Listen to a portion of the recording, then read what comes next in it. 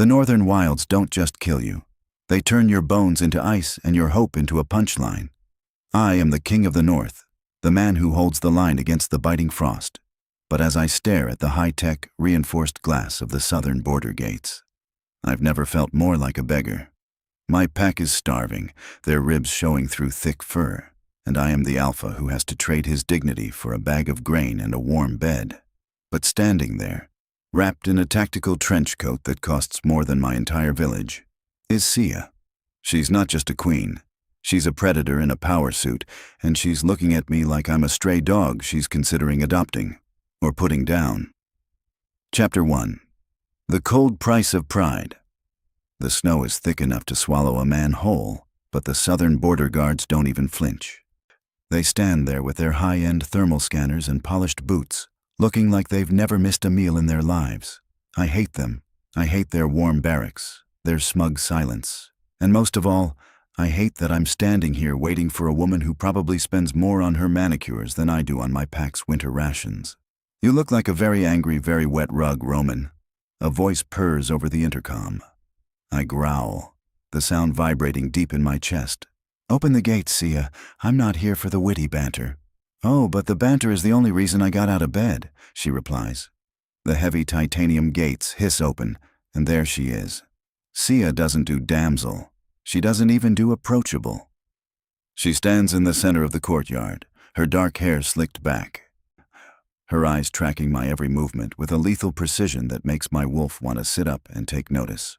She's a biological masterpiece, pure southern alpha, all lean muscle and calculating intellect. As I step onto her heated pavement, the sudden shift from sub-zero temperatures to springtime warmth makes my skin itch. I strip off my heavy, frozen pelt, tossing it to the side. My men stay at the perimeter. This is a solo parley. You're late, she says, checking a watch that probably tracks the movement of the stars. I had a lunch meeting with the coastal alphas. I pushed it for you. Don't make me regret being charitable. Charity isn't why I'm here, I snap, stopping 3 feet from her. The air between us changes instantly. It isn't magic. There are no glowing lights, no mystical hums. It's chemistry, raw, pheromonal, and incredibly inconvenient. My wolf, usually a disciplined soldier, suddenly wants to press my face into the crook of her neck and inhale. She smells like expensive leather and ozone. It's intoxicating. Judging by the way her pupils dilate, she's feeling the exact same biological prime pull. You're here because your people are eating tree bark, and I have the only geothermal silos in the hemisphere, she says, her voice dropping an octave. She steps closer, invading my personal space. She doesn't look up at me with fear. She looks at me like she's deciding which part of me to bite first. But I don't give away my resources for free, Roman.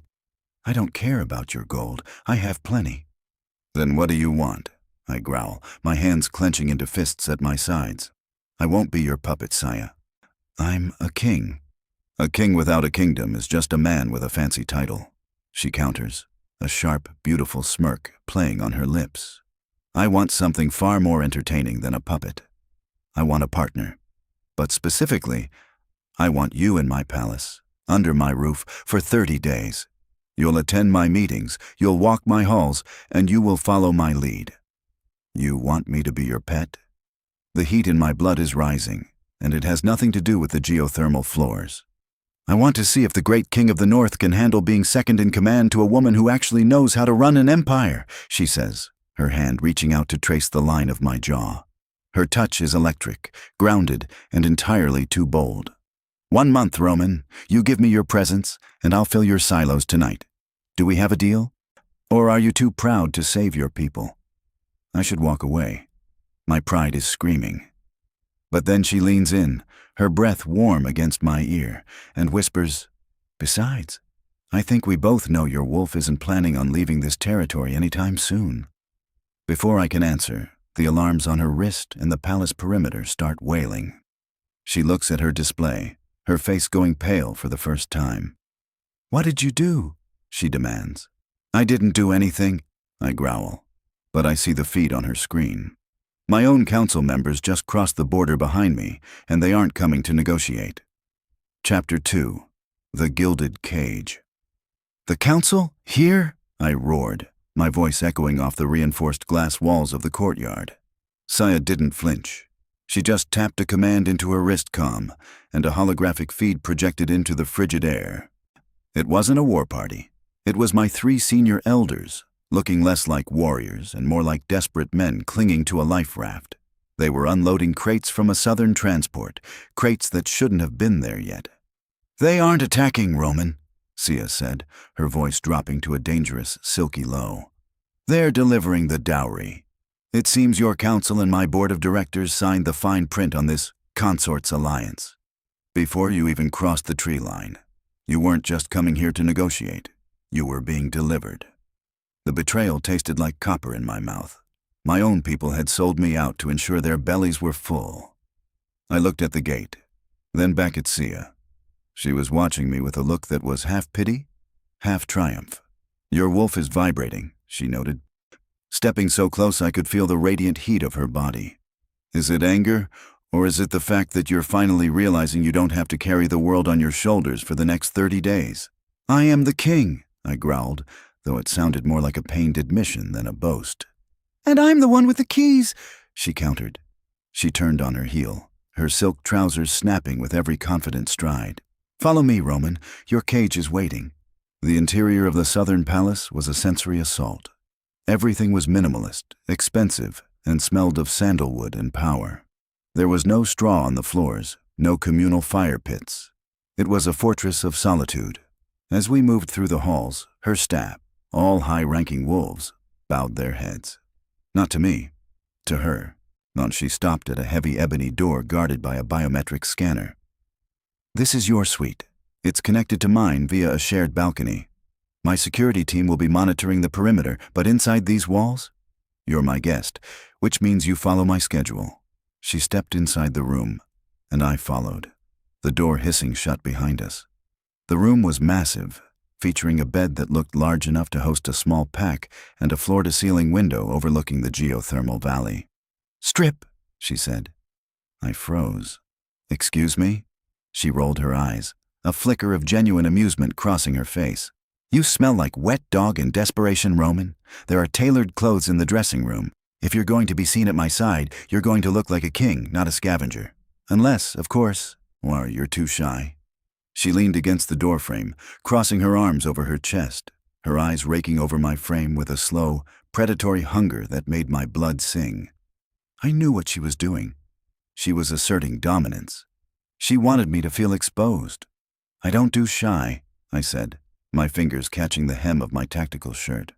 I pulled it over my head in one motion, watching her pupils blow wide as she took in the scars across my chest, the history of 100 battles she had only ever read about. The air in the room thickened. The biological pull was a physical weight now, pressing us together. I took a step toward her, my bare chest inches from her face. I could see the pulse jumping in her neck. She wasn't as composed as she wanted me to think. "Is this part of the contract, Sia?" I whispered, leaning down until my lips were brushing her ear. "Watching me?" "I like to keep an eye on my investments," she breathed, her hand hovering just an inch from my skin, the heat from her palm making my hair stand on end. Just as I reached out to grab her waist, a sharp chime echoed through the room. "Ma'am," a voice came over the speaker. "The Northern Elders are requesting an immediate audience to discuss the permanent terms of the King's stay. They say there's a biological factor you haven't been informed of yet." Sia's eyes snapped to mine. The look of hunger was gone, replaced by a sharp, icy suspicion. "What did they do to you, Roman?" Chapter 3. Steel and Bone. Sia didn't wait for my answer. She turned and swept out of the room, her heels clicking a rhythmic war drum on the marble floors. I didn't bother with the tailored suit. I threw on a pair of dark tactical trousers and followed her, my bare feet silent against the stone. By the time I reached the Great Hall, my elders were already seated at a table that looked like it cost more than my village's yearly GDP. They looked small in this room of glass and light. Sia was standing at the head of the table, her hands planted firmly on the surface. "Explain," she commanded. Elder Hakon stood up, his voice trembling. "It isn't a betrayal, Alpha Roman. It's survival. The blood match tests we ran before you left. They weren't just for compatibility. They were for the prime sequence. I felt the growl before I heard it. The what? You and Queen Saya, Hakon continued, looking between us. You aren't just fated. You are the last two primes of the original lineage. If you don't bond within the lunar cycle, the biological strain of being near each other without claiming will trigger a predatory fever. You'll tear each other apart, or you'll tear this palace down trying to get to one another. The silence that followed was heavy enough to crush bone. I looked at Sia. She looked like she wanted to incinerate the old man with her gaze. You set us up, she said, her voice a terrifying whisper. You used a biological death sentence to force a political merger. We used the truth to save our species, Hakon shouted. Saya turned to me, her eyes flashing a dark, predatory amber. Out, all of you, now! The elders scrambled. They knew better than to stay when a queen was in a killing mood. When the doors slammed shut, Sia turned on me, her face a mask of cold fury. Did you know? I found out the same time you did, I snapped. Saw my wolf pacing so hard I could feel my claws itching to break the skin. You think I want to be tied to a woman who views me as a line item on a spreadsheet? Don't lie to me, Roman. Your wolf has been trying to claim this room since you stepped inside. She lunged at me, not with a weapon, but with a raw physical force. She slammed into my chest, her hands grabbing my shoulders to throw me back. I caught her, my hands locking around her waist, and we hit the floor in a tangle of limbs. It wasn't a fight. It was a sparring match that turned into something far more dangerous. We rolled across the polished floor, teeth bared, skin skidding against stone. She was fast, her movements a blur of southern martial arts and raw instinct. She pinned my arm, her knee pressing into my gut, her face inches from mine. Submit, she hissed, or her breath hitching. Never, I groaned, flipping us with a burst of strength that sent us sliding toward the massive glass doors of the balcony. We stopped, breathless, her body pressed firmly on top of mine. The predatory fever the elder mentioned wasn't a myth. I could feel it. It was a low-frequency hum in my marrow, a demand for contact that made every nerve-ending fire at once. Her heart was hammering against my ribs, a wild, frantic rhythm. Her eyes softened for a fraction of a second, her hand sliding up to grip the back of my head. She wasn't fighting me anymore. She was holding on. I won't be a victim of my biology, she whispered, her lips ghosting over mine.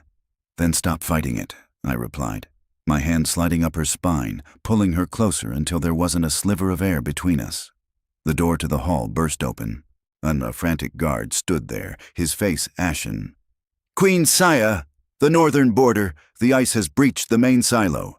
The geothermal lines are failing. If we don't redirect the power now, the entire valley will freeze. Sia didn't move. She stayed pinned to me, her eyes locked on mine, as the temperature in the room began to plummet. Chapter 4. The Velvet Trap. Fix it, Sia snapped, never breaking eye contact with me.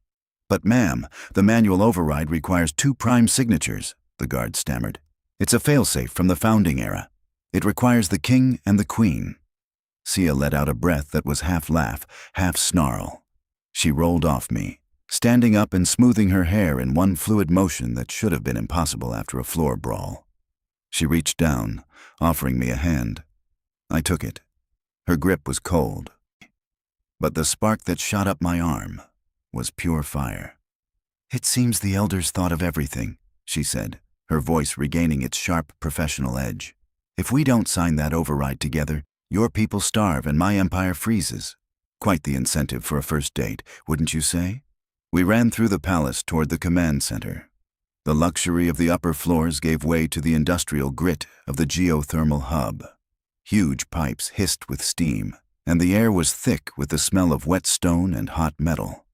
The technicians were in a panic. The screens were flashing red, showing the temperature in the northern silos dropping into the kill zone.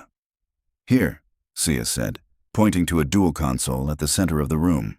We have to palm the sensors simultaneously. It's a DNA lock. It won't work unless our heart rates are synchronized. I stood at my station, looking at the glowing blue pad. And how are we supposed to do that when I want to roar and you want to audit me? Focus on the bond, Roman, she said, her voice softening. She reached across the gap between the consoles and took my free hand. Her skin was electric. Don't think about the silos. Think about the lodge. Think about the way your wolf reacted when I touched you in the hall. I closed my eyes, letting her scent fill my lungs. The sandalwood, the ozone, the underlying musk of a female alpha in heat. I felt my heart rate climb, matching the steady, powerful thrum of hers. Now, she whispered. We pressed our palms to the sensors. The machines groaned, a deep, mechanical thrum vibrating through the floorboards. The red lights on the screen flickered, and then turned a steady, calm green. Pressure stabilizing, a technician shouted. The north is safe. I let go of her hand, but she didn't pull away. We stood there in the middle of the vibrating machinery, the heat of the geothermal lines rising around us like a physical embrace. You saved them, I said, my voice gruff. We saved them, she corrected. She stepped closer, her eyes searching mine. The predatory fever, it's not just a threat, is it? It's a compass. It's telling us that we're stronger together. She reached up, her fingers tangling in my hair, pulling my head down toward hers. This time, there was no fight. There was only the desperate, starving need that had been building since I crossed the border. Her lips met mine, a collision of teeth and heat, and years of repressed longing. It was the first time I'd ever felt someone match my intensity, beat for beat. The kiss was a claim, a promise, and a warning all at once. I backed her up against a hot steam pipe, my hands mapping the curves of her body through the expensive fabric of her suit. She let out a low, guttural sound, a purr that was also a challenge. Suddenly, the lights in the command center turned a deep, warning purple. "Ma'am!" the technician yelled, his voice cracking. The override worked, but it triggered a secondary protocol. The consort's gate has been locked. The palace is in total lockdown for the next 24 hours for consummation verification. We can't open the doors, not even from the inside. Sia pulled back, her lips swollen, her eyes wide with a mixture of fury and a dark, wicked amusement. It seems, she whispered. We're stuck in here, and the cameras just went offline. Chapter 5. The Purple Hour. I stared at the technician like I was considering whether he'd taste better grilled or raw. The purple emergency lights bathed the command center in a bruised, surreal glow. Total lockdown. Consummation verification. The words felt like a punch to the gut, mostly because they sounded like something a bunch of old men in a boardroom had come up with while drinking expensive scotch and laughing at my expense. Consummation verification? I growled, the sound echoing off the industrial metal. You're telling me this building won't let us out until it thinks we've finished the job? Sia didn't look nearly as outraged as I felt. She was still leaning against the steam pipe, her chest heaving, the sharp lines of her suit slightly disheveled. She looked at the purple lights, then back at me, a slow, dangerous smile spreading across her lips. It's an archaic failsafe, Roman, she said, her voice smooth as silk. My ancestors were obsessed with lineage. They didn't trust words or treaties. They trusted biology. The palace sensors are tuned to our pheromonal output. Until the prime union is detected, we're essentially trapped in a luxury cage. I stepped into her space, my shadow looming over her in the violet light. You're taking this very well for a woman who just lost her autonomy. I haven't lost anything, she countered, her hand sliding up my chest, her nails grazing the scars over my heart. I'm a strategist, remember? I'm just evaluating the new terrain, and right now, the terrain is quite compelling. The technician and his team were frantically hitting keys, but I could tell by the way their shoulders slumped that they were locked out. We were alone in a room full of people who were pretending they couldn't see the King of the North about to lose his mind over their queen. Out, Sia commanded, her eyes never leaving mine. But ma'am, the life support. I said out, she repeated, her voice dropping to that lethal alpha frequency. Go to the secondary hub. Monitor the silos from there. If you stay here, I can't guarantee Roman won't use one of you as a stress ball. They didn't need a second invitation. Within 10 seconds, the heavy hydraulic doors hissed shut, leaving us in the hum of the geothermal pumps. The silence was louder than the machinery. You realize what they're doing, don't you? I asked, my voice low and rough. They're trying to breed us like prize stallions. Your board? My council. They don't want a treaty. They want a legacy. I know, she whispered, her fingers tangling in the hair at the nape of my neck. She pulled me down until our foreheads were touching. But here's the thing about being an alpha, Roman. We don't do anything because we're told to. We do it because we want to. She shifted, her body pressing against mine, the heat from the pipes behind her and the heat from my skin creating a pocket of stifling, electric air. My wolf was scratching at the surface, demanding I claim what was mine, regardless of who was watching via the, supposedly, offline cameras. I want to break those cameras, I muttered, my hands finding the curve of her waist. Then break them, she challenged, her teeth nipping at my lower lip. I didn't need more than that. I scooped her up, her legs locking around my waist, and slammed my mouth back onto hers. The kiss was desperate, a release of all the tension from the border, the betrayal, and the frost. I carried her toward the back of the hub, where a private observation lounge overlooked the boiling geothermal springs. Just as I kicked the door open, a loud, mechanical thud shook the entire floor. The green lights on the silos turned a flickering, angry amber. "Roman," Sia gasped, pulling back. "The pressure isn't stabilizing, it's overcorrecting." I looked at the monitor on the wall. The sensors weren't just checking for union. They were feeding off the surge in our adrenaline. The harder our hearts beat, the more power the system pumped into the north. If we don't stop, I realized, looking at the rising pressure gauge, we're going to blow your silos and melt my pack's entire valley. Chapter 6. The Pressure Valve. We have to shut it down, I said, though every fiber of my being wanted to ignore the sirens and stay exactly where I was. Sia was already jumping down, her heels hitting the metal floor with a sharp clack. She ran to the main terminal, her fingers flying over the holographic keys. I can't. The consort protocol has bypassed the manual shutoff. It thinks the surge in our heart rates is a signal to increase the output. It's a positive feedback loop, Roman. The more we get into it, the more the north burns. I looked at the screens. The temperature in my home valley was skyrocketing. My people wouldn't freeze. They'd be drowned in a flash flood of melting ice. There has to be a way to trick it, I growled, standing behind her, my mind racing. It's looking for heart rate and pheromones. If we can't lower ours, we need to introduce a counteragent. In a geothermal hub?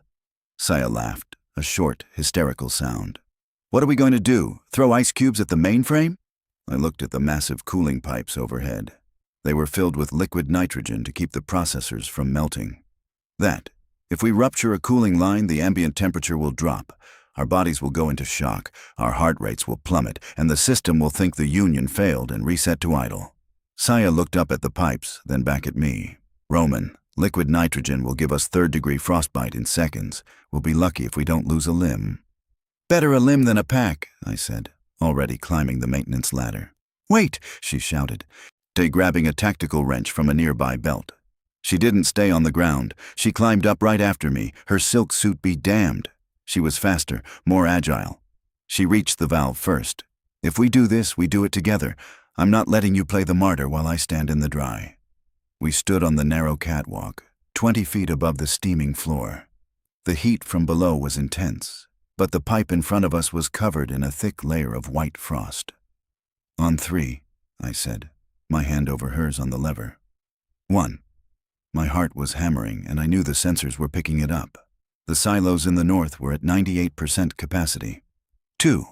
Sia looked at me, her eyes filled with a fierce, terrifying respect.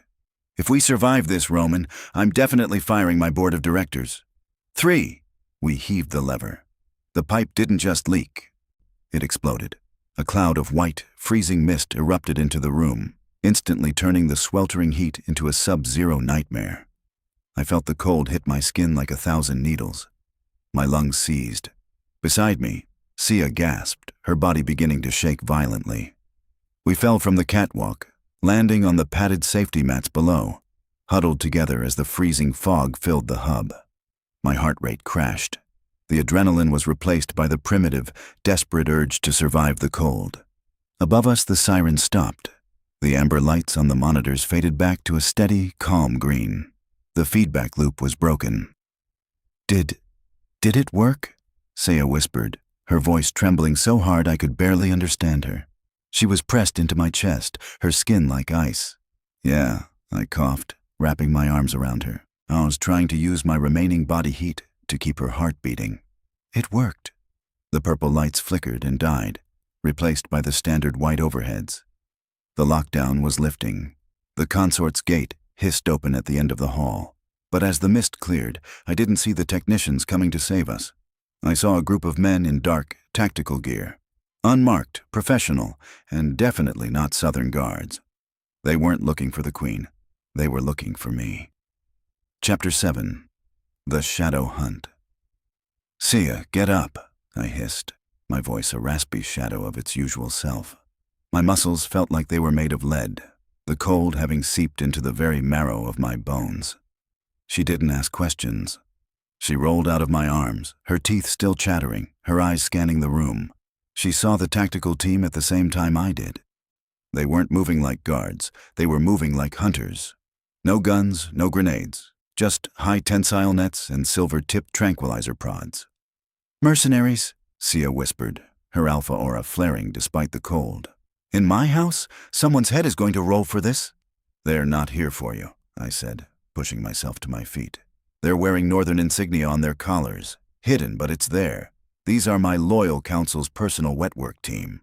The lead mercenary stepped forward, his boots clanking on the metal floor. "Alpha Roman, you've been declared unfit by the council. Your infatuation with the Southern Queen has compromised the North. We're here to escort you back for re-education." I laughed, a dry, bitter sound. "Re-education?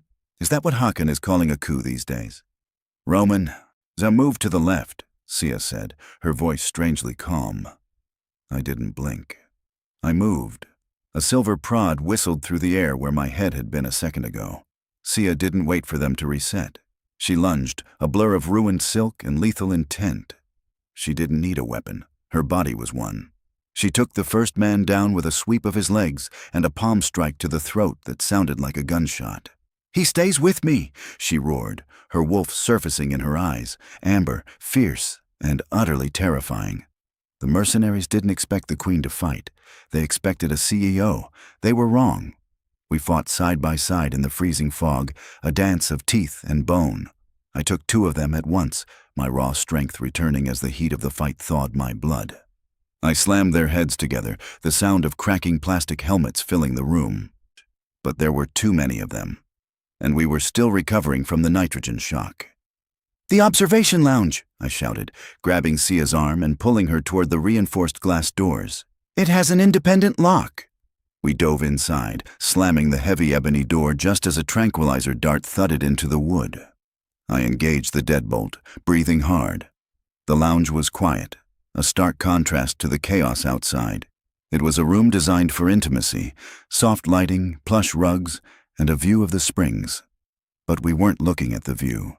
We were looking at each other, covered in sweat, frost, and the adrenaline of a fight.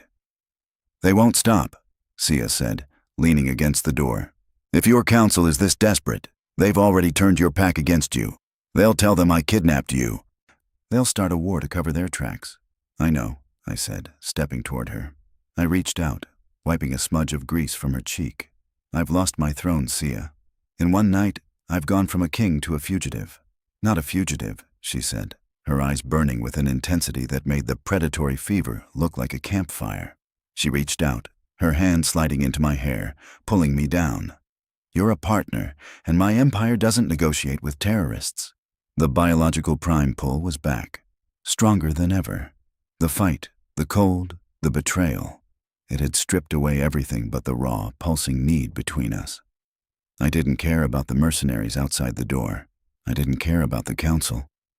1 month, I reminded her, my voice a low growl against her lips. "That was the deal." "The deal just changed," she whispered, her hands tearing at the remains of my shirt. "I don't want a consort, Roman. I want an equal. And I think it's time we showed them exactly what happens when 2 primes stop holding back." Just as I lifted her onto the lounge's silk-covered table, the floor-to-ceiling window behind us shattered. But it wasn't a mercenary. A massive, white wolf, larger than any I'd ever seen, stood on the balcony, its eyes fixed on Sia. And it wasn't growling. It was bowing. Chapter 8. The Ancient Blood. The white wolf didn't move. It stood amidst the jagged diamonds of shattered glass, its fur silvered by the moon, a mountain of muscle and silence. This wasn't a mercenary. It wasn't a soldier. The sheer scale of the beast made my own wolf feel like a pup. But it was the eyes, gold, ancient, and terrifyingly intelligent, that stopped my heart. Onosaya didn't scream. She didn't even reach for a weapon. She stepped toward the creature, her hand trembling as she reached out. "Grandfather?" I caught her arm, pulling her back. "Sia, stay back. That thing is a monster." "He's not a monster, Roman," she whispered, her voice thick with a sudden, raw emotion. "He's the reason my family has a throne. He's the great exile." The wolf chuffed, a sound like grinding stones, and then, in a blur of shifting bone and shadow, the beast was gone. In its place stood an old man, tall and lean, his skin the color of weathered parchment. He wore nothing but a tattered pair of trousers, his chest covered in scars that put mine to shame. He looked at me, then at Saya, and then he did something that made my skin crawl. He sniffed the air. "The prime sequence has begun," the old man rasped. His voice sounded like it hadn't been used in a century. "But the blood is thin. You fight like children in a sandbox while the world burns." "You were supposed to be dead," Sia breathed, her hand finally making contact with his arm. "The record said you died in the north 100 years ago." "I was waiting," he said, his gaze shifting back to me. "Waiting for a king with enough spine to cross the border and a queen with enough fire to keep him there. The council didn't send those men to re-educate you, boy. They sent them to kill you both before the union could be finalized." The banging on the lounge door intensified. The mercenaries were using a ram now. The heavy wood was splintering. "We have to go," I said, my hand finding the small of Sia's back. "Now." "Go where?" Sia asked, her alpha pride clashing with the reality of the situation. "This is my palace. I don't run." "You do when the house is rigged to explode," the old man said. He pointed toward the balcony. "The springs. The geothermal tunnels lead to the old archives. They won't follow you there. They fear the heat." "And you?" I asked the old man. He smiled, revealing teeth that were still far too sharp for a human. "I'll stay and remind these tactical boys why they should have stayed in the north." I didn't wait. I grabbed Sia's hand and leaped. We didn't fall into the abyss. We hit the steaming, mineral-rich waters of the geothermal springs 50 feet below. The water was hot, nearly scalding, but it was better than a silver prod to the heart. As we surfaced, gasping for air in the thick, sulphurous mist, I looked up. The balcony was a silhouette of chaos, but the old man was gone. In his place, a white shadow was tearing through the tactical team like they were made of paper. "Roman," Sia coughed, wiping water from her eyes. "The tunnel. There." She pointed to a dark, jagged opening behind a curtain of falling water. We swam toward it, the heat of the water and the heat of our bodies blurring into one.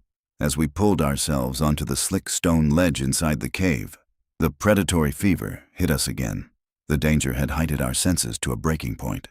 Sia's suit was gone, lost to the fight and the fall, leaving her in a silk slip that clung to her like a second skin. She looked at me, her chest heaving, her eyes glowing with that primal amber light. "We're trapped," she whispered, her back against the cave wall. "We're alone," I corrected, on stepping into her space. "There's a difference." Outside, the palace was in flames.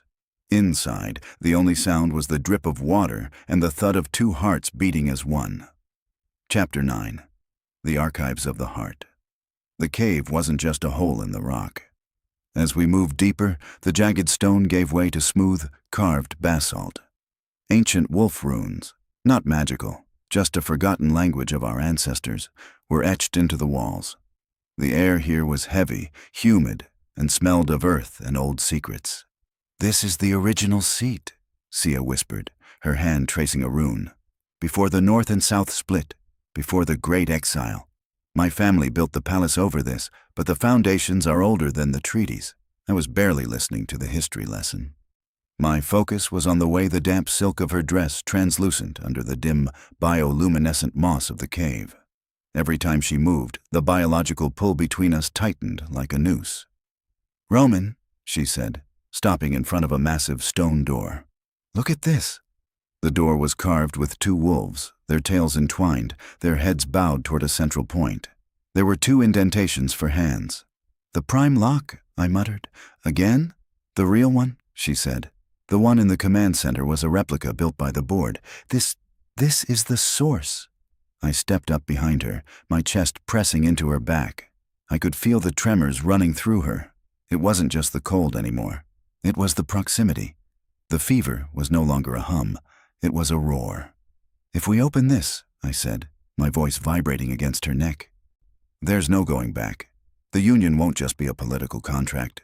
Our biologies will be permanently altered. We'll be bonded in a way our kind hasn't seen in 3 generations. Sia turned in my arms, her eyes searching mine. I spent my whole life building a wall around my heart, Roman. I thought power meant being alone. I thought needing someone was a flaw in the design. And now? She reached up, her damp fingers tangling in my hair, pulling me down until our breaths mingled. Now I think the design was meant for 2. We placed our hands on the stone. It didn't hiss or glow.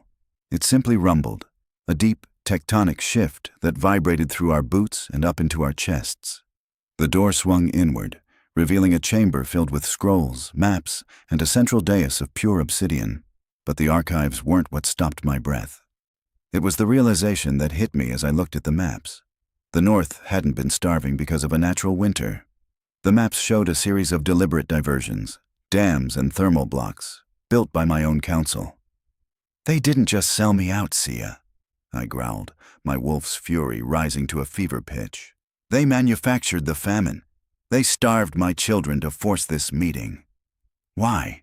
Sia asked, horrified. To merge the bloodlines, a voice came from the shadows of the archive.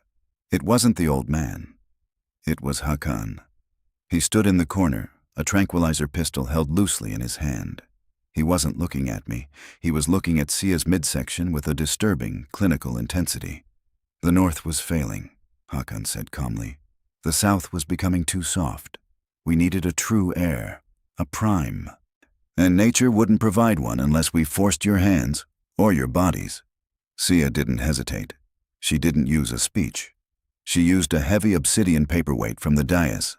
She threw it with the precision of a professional athlete, catching Hakan square in the temple. He crumpled without a sound. I am so tired of men planning my life, she snapped. She turned to me, her face flushed with anger and desire.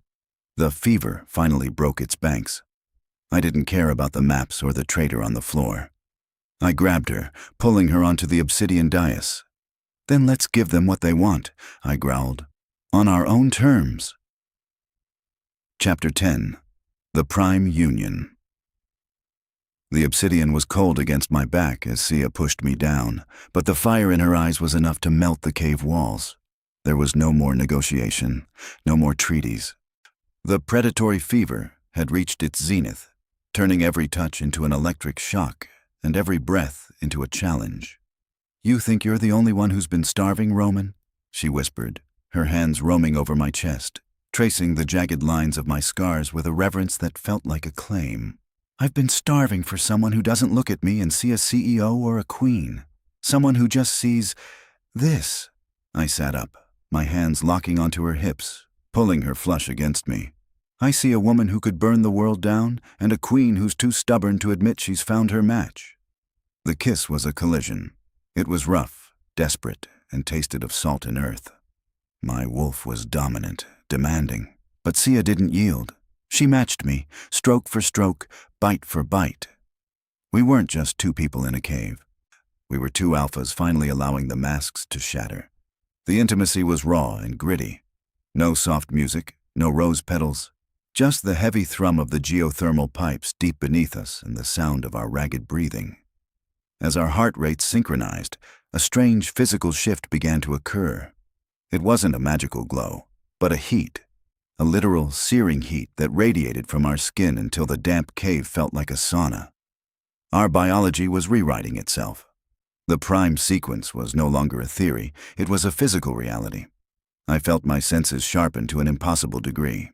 I could hear the heartbeat of a mouse a mile away. I could smell the ozone of the storm outside and the deep, rich scent of the earth. And most of all, I could feel Sia, every nerve, every thought, every pulse of her blood. "Roman?" she gasped, her head falling back as I marked the line of her throat. I can feel you. Not just your body. Everything." "I know," I groaned, the connection so intense it was almost painful. "Don't fight it, Sia. Let it in." We lost track of time in that dark, ancient archive. The world outside, the mercenaries, the burning palace, the starving north, didn't exist. There was only the obsidian beneath us and the fire between us. When the fever finally broke, we lay tangled together on the dais, our skin slick with sweat, the air around us thick with the heavy, sweet scent of a successful union. The biological tension that had been driving us mad since the border was gone, replaced by a deep, resonant calm. Sia sat up, her hair a wild halo around her face. She looked at her hands, then at me. "It's different. I feel heavier, stronger." "The prime bond," I said, my voice sounding deeper, more resonant. I stood up, offering her my hand. I felt like I could uproot a tree with my bare fingers. "We're not just alphas anymore, Sia. We're something else." She took my hand, standing up with a grace that was now terrifyingly lethal. She looked at Hakan, still unconscious in the corner, and then at the maps showing the diverted water. "They wanted a legacy," she said, her voice cold and hard as the obsidian. "They're going to get one, but it's not going to be the one they planned." Suddenly, the stone door we had entered through began to vibrate. It wasn't a ram this time. It was a rhythmic, heavy thud, like a giant heart beating against the stone. The white wolf's howl echoed through the tunnels, but this time it was followed by 1,000 other voices. Not wolves, people. Sia's eyes widened as she looked at the monitors she'd brought up on her wrist comm. The northern pack and the southern guards weren't fighting. They were standing together at the mouth of the springs, looking up at the burning palace. "They know," she whispered. "The Union. It sent out a pulse. They felt it, Roman. Everyone felt it." "Then let's go show them what they bought," I said. But as we turned to leave, the back wall of the archive, the part that sat directly against the geothermal core, began to crack. A thick, viscous black liquid started to seep through the fissures. It wasn't oil. It was something that smelled like ancient death and cold iron. "Roman," Sia said, her voice trembling, "that's not geothermal fluid. That's the original exile's blood. And the archives say it only surfaces when the king and queen are meant to be sacrificed." Chapter 11. The Iron Siphon. The black liquid didn't flow like water. It pulsed. It crept across the obsidian floor with a heavy, rhythmic thrum that matched the beating of my own heart. The smell hit me next. Not the sulfur of the springs, but the sharp, metallic tang of a battlefield. It was cold iron and ancient marrow. "Sacrificed?" I growled, stepping in front of Sia as the liquid began to pool around the base of the dais. "The elders didn't mention anything about a blood ritual when they were selling me on the saving the species pitch." "Because the elders only read the chapters that suited them," Sia snapped, her eyes tracking the movement of the seep. She wasn't cowering. She was calculating. She reached for the discarded tablet on the floor, her fingers blurring over the screen despite the slight tremor in her hand. "The archives mention a siphon. The Prime Union generates a massive amount of biological energy, enough to power the geothermal grid for a century. But it requires a conductor." "Let me guess," I said, watching as the black tar touched the toe of my boot. The cold was instantaneous, a numbing void that tried to climb my leg.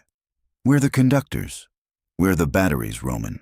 If that liquid covers us while the Union is fresh, it'll drain us until there's nothing left but husks. It's a failsafe to ensure that no two alphas ever become powerful enough to challenge the Council." The irony was a bitter pill. They had forced us into each other's arms not to create leaders, but to create a power source. We were the fuel for their new world. "Not today," I said.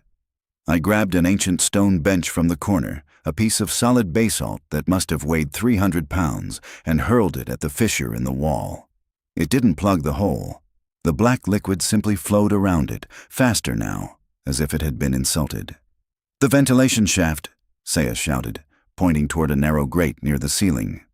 It's high-tech, reinforced with southern steel. If we can get up there, we can bypass the siphon and reach the palace sublevels. I didn't wait for a second invitation. I cupped my hands, and Sia stepped into them, her movements a blur of lethal grace. I hoisted her up, and she caught the edge of the grate, her muscles corded and defined in the dim light. She ripped the steel cover off like it was made of parchment. The prime strength was no joke. "Come on," she urged, reaching down for me. I leaped, catching her hand just as the black liquid swirled over the obsidian dais where we had been lying moments ago. The contact with her skin was a jolt of pure lightning.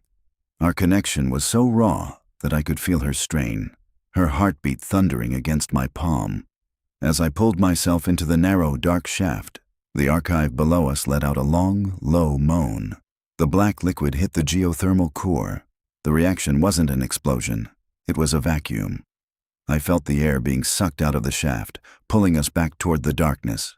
"Don't let go!" Sia screamed, her fingers digging into my forearm. We scrambled through the vent, the metal groaning under our combined weight. The smell of the black liquid followed us, a cloying, suffocating scent of the past. We crawled for what felt like miles, the heat from the palace fires above beginning to seep through the ventilation walls. Finally, we reached a heavy industrial hatch. I kicked it open, and we tumbled out into a room that looked like a high-security vault. But it wasn't a vault for gold. The walls were lined with rows of glass cylinders, each containing a dormant, silver-furred wolf in a state of stasis. Sia stood up, her face going pale as she read the labels on the tanks. "Roman, these aren't southern wolves. These are the lost generation from your territory, the ones who disappeared during the first winter." Before I could answer, a voice boomed through the room's intercom. It wasn't Hakan. It was a woman's voice, cold, precise, and utterly devoid of mercy. "Verification complete," the voice said. "The king and queen have reached the nursery. Initiate the reaping." Chapter 12. The Nursery's Secret. The word reaping sent a chill through me that the liquid nitrogen hadn't managed. I looked at the rows of silver wolves, my people, my kin, trapped in these sterile tubes like museum exhibits. They weren't dead. Their chests rose and fell in a slow, drug-induced rhythm. "The nursery," Sia whispered, her hand trembling as she touched the glass of the nearest cylinder. "This is where my board has been investing the southern surplus. They weren't just storing grain, Roman. They were harvesting the North's genetic potential." "To do what?" I asked, my voice a low, dangerous vibration. "To create a hybrid. A wolf that has your pack's resilience and my pack's intelligence, but without the alpha's will. They wanted a worker class. A slave pack that would never rebel because they wouldn't have the biological drive to lead." The level of depravity was staggering. My council had sold our children, and Sia's board had turned them into a science project. We weren't just the batteries for their grid. We were the blueprints for their new compliant subjects. "We're ending this," I said, stepping toward the main console. "Now." "Roman, wait!" Sia shouted. "If you break the stasis manually, the shock will kill them. Their hearts are synced to the palace's main geothermal pulse. If the pulse drops, they die." The intercom hissed again. "The queen is correct, as always, but the king is impulsive. That is why the north is a relic, and the south is the future." The glass door at the far end of the vault slid open. A woman stepped out, dressed in a white lab coat that looked out of place in a palace of alphas. She was flanked by 2 guards wearing the same tactical gear as the mercenaries from the command center. "Director Vane," Sia spat. "I should have known. You were always too interested in the efficiency of our bloodlines." "Efficiency is the only thing that matters, Sia," Vane replied, her eyes cold behind her spectacles. "You and the king were a necessary catalyst. Your union has generated the surge we needed to finalize the hybrid imprinting. Now, we simply need to collect the data." The guards raised their silver prods. These weren't just stunners, they were designed to harvest. "You're not taking anything," I growled, my wolf beginning to push through my skin. My nails lengthened into claws, and my jaw ached with the need to shift. "Actually, we're taking everything," Vane said. She pressed a button on her remote. A high-frequency hum filled the room. It wasn't a sound, but a vibration that bypassed the ears and went straight for the brain. It was a siren frequency, a southern tech designed to paralyze a wolf's nervous system.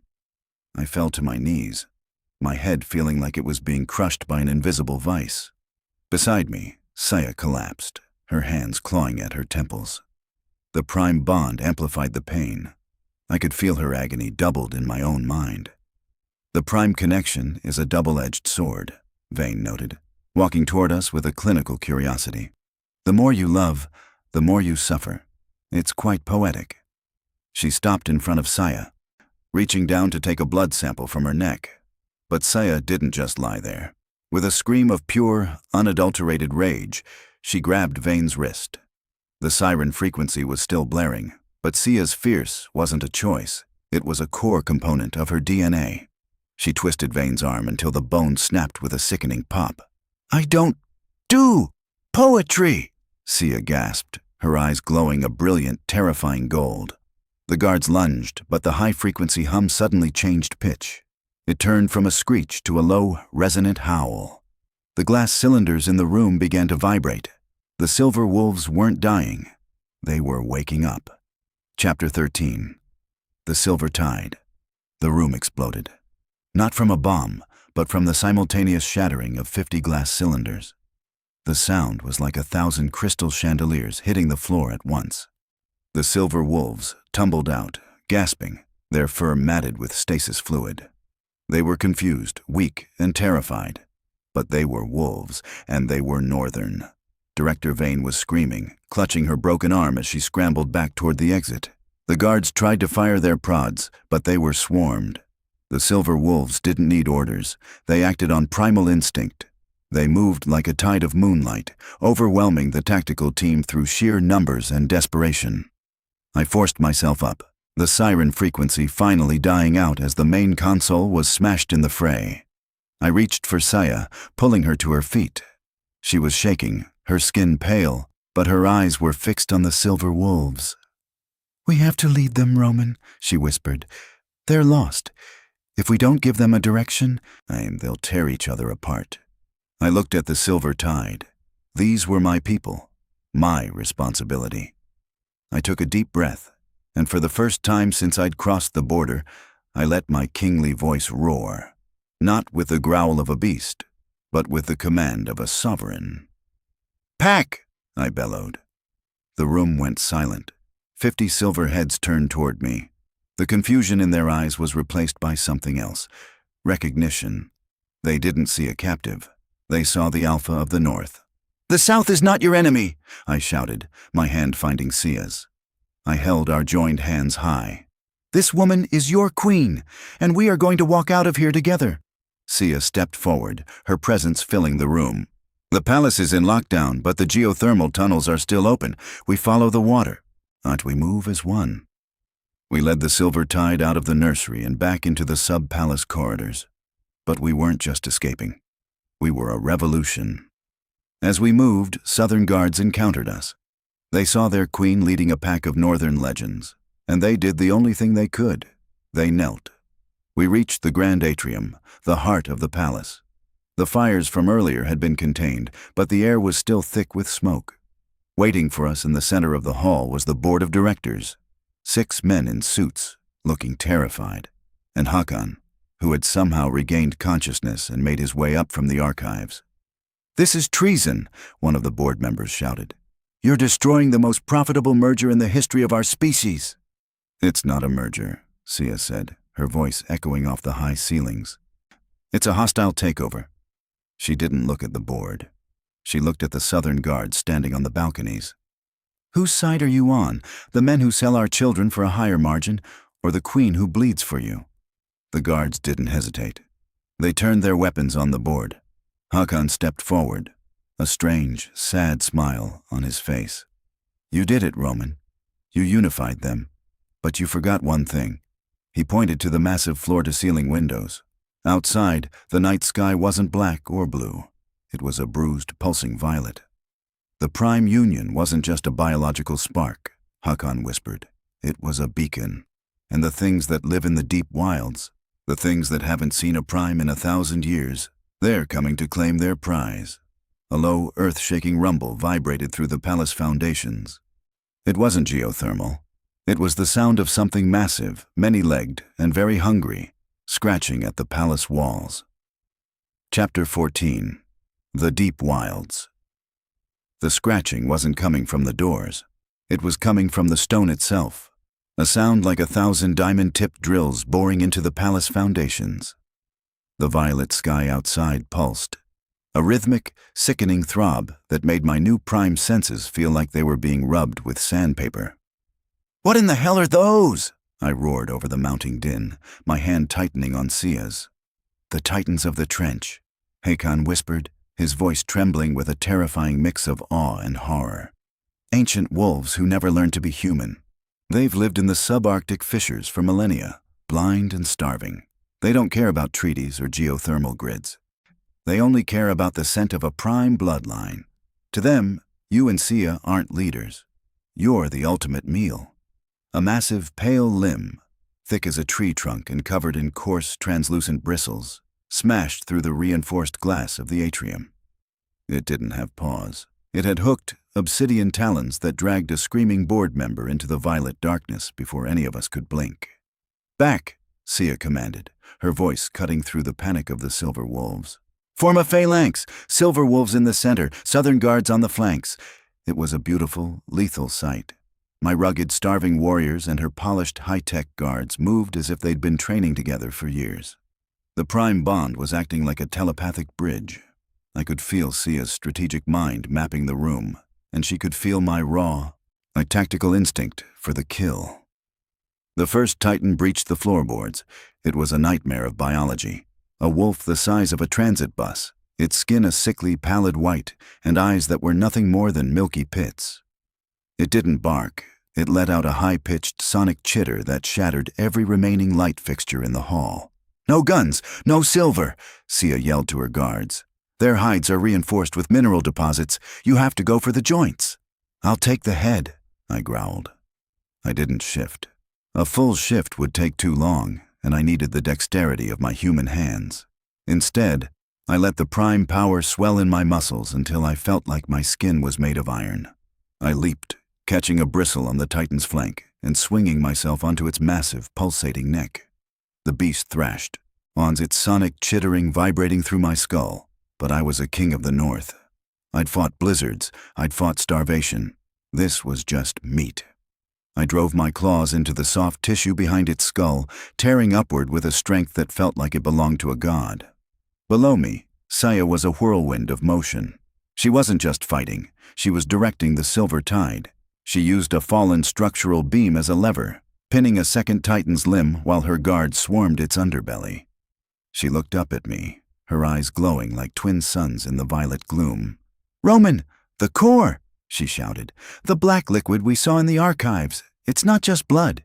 It's an attractant. They're following the scent of the siphon." I looked down at my boots. The black tar was still there, smoking against the friction of the floor. We weren't just the prize. We were the bait. "We have to lead them away from the palace," I shouted back. "If they stay here, they'll level the city." "Lead them where?" she asked, kicking a tactical prod into the throat of a smaller, pale scavenger. "The geothermal vent." I pointed toward the steaming crater in the distance. "If we can lure them into the main shaft and trigger a pressure release, we can blow them back into the trench." "That's suicide," she said, even as she started running toward the exit. "I love it." We burst out of the palace, two alphas leading a pack of legends and a squad of soldiers through a city bathed in a surreal, violet nightmare. But as we reached the edge of the geothermal crater, the ground didn't just shake. It opened. A third Titan, larger than the first two combined, rose from the steam, and it wasn't looking for food. It was carrying a rider. Chapter 15. The Rider of the Ruin. The rider wasn't human. It was a husk, a twisted, mummified remains of a wolf shifter, fused to the Titan's neck by the same black liquid that had seeped through the archives. It was the original exile, or what was left of him, kept alive by the very siphon that had nearly drained us. "He's a puppet," Sia whispered, her breath hitching as we skidded to a halt at the crater's edge. "The council didn't just want a battery, Roman. They wanted a weapon. They've been feeding the exile's shadow to these things for a century. The exile's head snapped toward us. It didn't have eyes, but it sensed the prime bond. It let out a sound that wasn't a howl. It was a scream of 1,000 lost souls, a frequency that made the silver wolves behind us collapse in agony. "Stay back," I ordered the pack. "This one is ours." "I hope you have a plan that doesn't involve us getting eaten," Sia said, stripping off her ruined blazer and revealing the tactical harness beneath. She looked lethal, her skin glowing with the heat of our shared bond. "The plan is the same," I said, eyeing the massive pressure valve at the base of the geothermal spire. "We get him over the vent. You trigger the release, and I make sure he doesn't move." "You make sure?" Sia grabbed my arm, her grip bruising. "Roman, that's a one-way trip. The steam alone will strip the flesh from your bones. I'm a prime, Sia. I've got thick skin." I leaned in, stealing a hard, desperate kiss that tasted of ozone and copper. "Trust me." I didn't wait for her protest. I shifted, not fully, but enough to grow the fur, the muzzle, and the raw, an unbridled power of the North. I charged the Titan, a blur of gray and silver against the violet snow. The beast lunged, its talons carving deep trenches in the earth, but I was faster. I was the king of the wilds, and this was my playground. I slammed into the Titan's chest, my weight enough to stagger even a monster of that size. The exile on its back shrieked, the black liquid lashing out like whips to catch my limbs. It burned like acid, but the prime heat in my blood fought back. Across the crater, I saw Sia. She wasn't watching me. She was a blur of motion, fighting off the smaller scavengers that were trying to protect the valve. She moved with a cold, calculated ferocity, her hands breaking limbs and her voice barking orders to the guards. She reached the valve. She looked at me, her hand on the lever, her eyes filled with a terrifying choice. "Now," I roared, pinning the Titan's head against the vent's grating with everything I had. The exile's black whips wrapped around my throat, pulling me down toward the beast's gaping, toothless maw. I looked Sia right in the eyes. I didn't see a CEO. I didn't see a queen. I saw my fated mate, the only person in the world who could finish this. She pulled the lever. The earth didn't just rumble, it screamed. A pillar of white-hot geothermal steam, under thousands of pounds of pressure, erupted from the vent. It hit the Titan and me with the force of a falling moon. The last thing I saw was Sia's face, her mouth open in a silent scream before the world turned white. Chapter 16. The Ash and the Ember. Silence is a strange thing. It's not the absence of sound. It's the presence of what's been lost. I woke up in a world of gray. The violet sky was gone, replaced by a thick blanket of falling ash. The heat was gone too, replaced by a biting, familiar cold. I tried to move, but my body felt like it had been shattered and glued back together with cooled lava. I wasn't a wolf anymore. I was a man, lying naked in the middle of a blackened crater. "Roman?"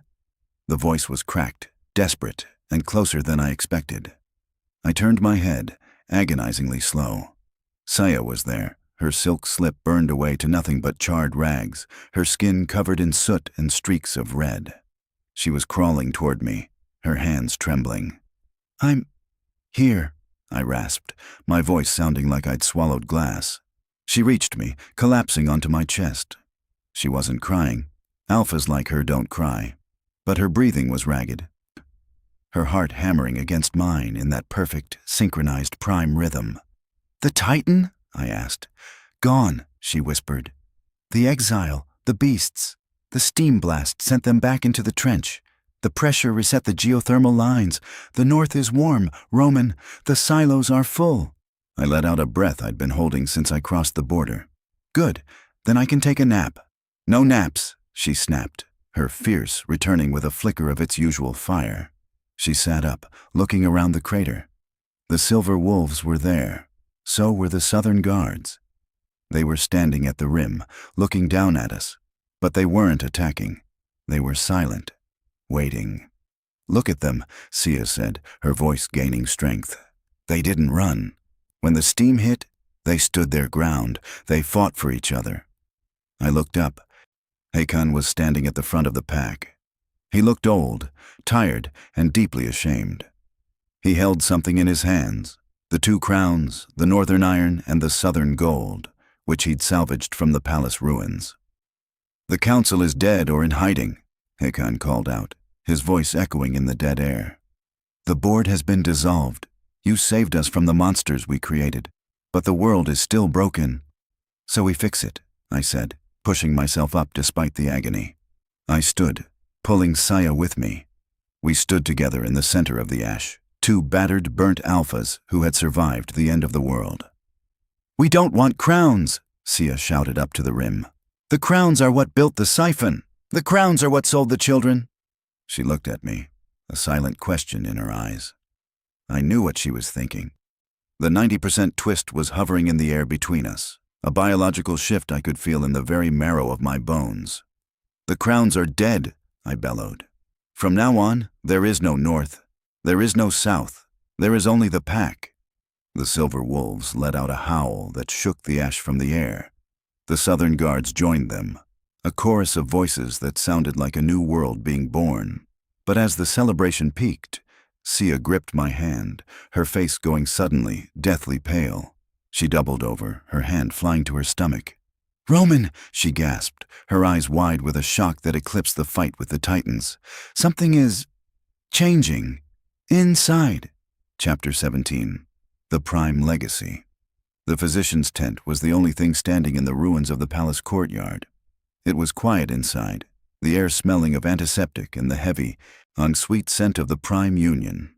Sia was lying on the cot, her face pale but her eyes as fierce as ever. I sat beside her, my hand never leaving hers. The old pack doctor, a southern wolf who had seen 1,000 births, was staring at the ultrasound monitor with a look of absolute disbelief. "It's impossible," the doctor whispered. "The prime sequence shouldn't be able to achieve conception this quickly. Biology doesn't work this way." "Our biology doesn't work the way it used to," I said, looking at the screen. There, in the center of the grainy image, was a heartbeat. But it wasn't a single pulse. It was a double beat, a synchronized, powerful rhythm that echoed the bond between Sia and me. "It's a true heir," Sia whispered, her voice filled with a rare, soft wonder. "Not a hybrid, not a slave. A prime. The first in 1,000 years, the doctor added, bowing his head. "This child, it's the physical manifestation of the union. It's what the council was trying to force, but nature only gave it to you because you chose each other." I looked at Saya. The 90% twist had rewritten our future. We weren't just leaders anymore. We were the start of a new lineage. The weight of it was heavier than any crown. "We can't stay here," Sia said, her mind already moving 10 steps ahead. "The remnants of the old world will hunt this child. They'll see it as a weapon or a god. Then we build a place where they can't reach us," I said. "A place where the silver wolves can grow strong and the southern guards can find their souls again." We walked out of the tent and into the morning light. The violet sky was a memory. The sun was rising over the geothermal valley, turning the steam into gold. The pack was waiting. Thousands of them now, gathered from across the borders. Hakan stepped forward. He didn't have the crowns. He had a simple leather-bound book, The New Laws of the United Empire. "The borders are open," Hakan announced. "The grain is moving north, the technology is moving south, but they are asking for a name, Alpha. They are asking what we are now." I looked at Saya. She stood tall, her hand resting protectively over her stomach, her eyes reflecting the dawn of a new era. She wasn't just my mate. She was my equal in every sense of the word. "We are the vanguard," she said, her voice carrying across the valley. The roar that followed was deafening. But as I watched the people begin to rebuild, I saw a lone figure standing on the distant ridge, and it was the White Wolf, the great exile. He wasn't bowing this time. He was watching the horizon. He raised his head and let out a single, mournful howl. And from the deep, dark wilds beyond the trench, a dozen similar howls answered. The Titans weren't gone. They were just waiting for the heir to be born. Chapter 18. The United Vanguard. The howls from the deep wilds were a constant, unsettling counterpoint to the sounds of rebuilding. They were a reminder that the world wasn't suddenly safe, just changed. The titans of the trench hadn't been eliminated. They'd been pushed back, and with a prime heir on the way, they weren't going to stay pushed for long. 3 months later, the courtyard of the southern palace, what was left of it, had become a bustling hub. No longer was it divided by borders. Northern engineers worked alongside southern architects, adapting geothermal technology to build communal living spaces and defense structures that would withstand more than just a blizzard. The Silver Wolves, once lost and bewildered, now moved with purpose, their latent resilience combined with Sia's strategic training making them formidable. Sia, her belly round and prominent, was everywhere at once. She oversaw the distribution of resources, negotiated trade agreements with distant territories, and personally trained the new vanguard, a unified force of northern strength and southern discipline. She no longer wore tailored suits, preferring practical yet elegant tunics that showed off her warrior's physique. I stood by her side, not as a king, but as a co-monarch. My place was no longer on a solitary throne, but in the heart of the pack. I led the hunting parties, forged alliances with the surrounding territories, and, in quiet moments, held Sia's hand, feeling the powerful rhythm of our child's double heartbeat beneath my palm. "They're getting closer, aren't they?" Sia said one evening, as we stood on the newly reconstructed balcony of our shared suite. The sounds of rebuilding had died down, replaced by the persistent, hungry howls from the wilds. "Yeah," I admitted. "The exile is calling them. They can smell the prime.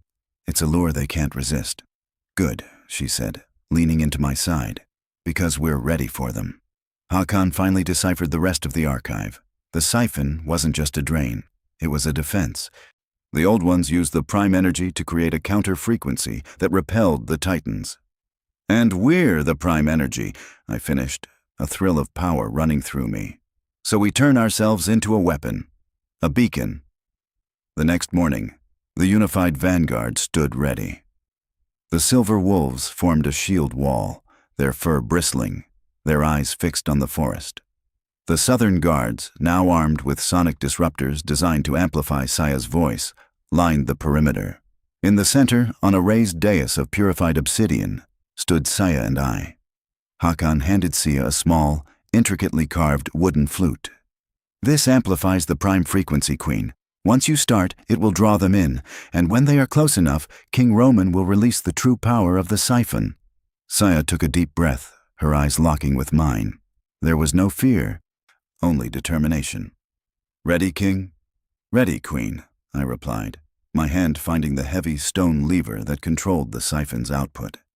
She brought the flute to her lips. It wasn't a melody. It was a single, pure note, a biological frequency that hummed with the power of our combined essence.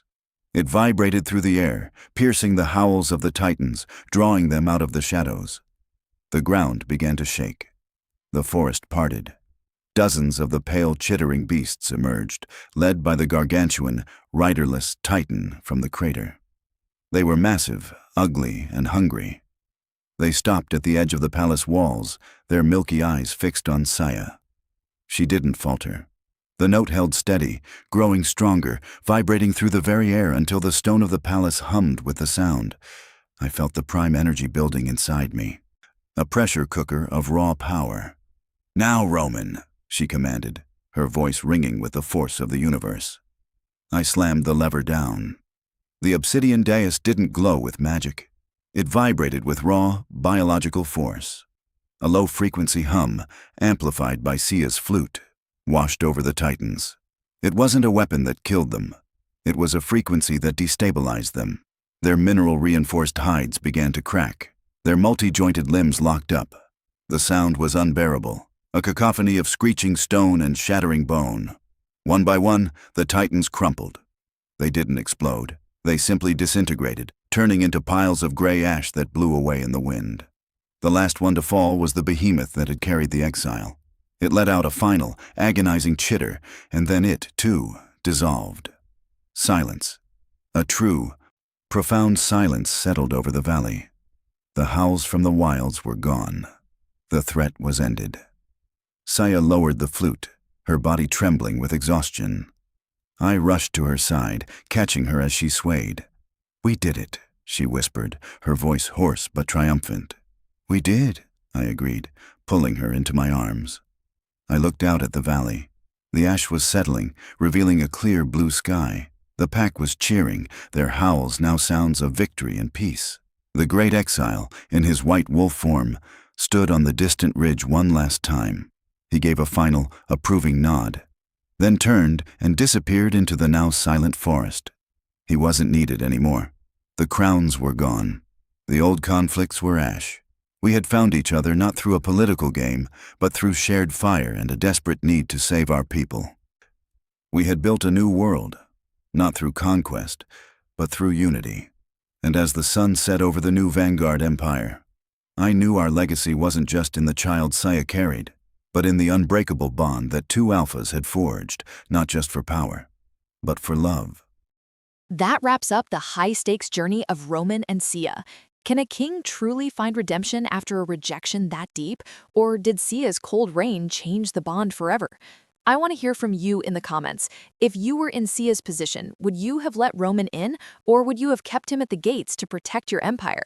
Let's talk about that ending twist. Did anyone see the Prime legacy coming? If you loved this story, hit that like button and subscribe to stay tuned for our next saga. Thank you for being part of the pack here at Z's Romance. Until next time, stay fierce and keep the fire burning.